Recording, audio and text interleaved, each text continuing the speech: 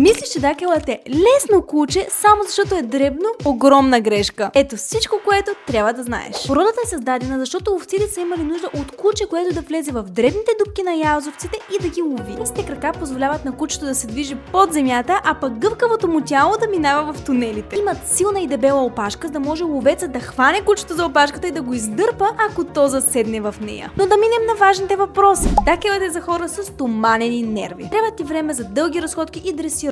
Гръбнакът на дакела е неговата ахилесова пета. Трябва да използваш рампи за дивани и да го носиш правилно. Винаги да подкрепяш отпред и отзад, а не под мишниците. Норменото тегло е много опасно за гърба му. При половин килограм отгоре е фатален за тях. Храната трябва да е специално подбрана, без въглехидрати, с повече протеин. Очевидно са с ниско окачване и коремът им изстива за секунди. Затова през зимата якито е задължително. И ако си решил, че ще бъдеш дакел гледач, бъди по-упорит от него. Следвай ни и напиши коя да е следващата порода в поредицата.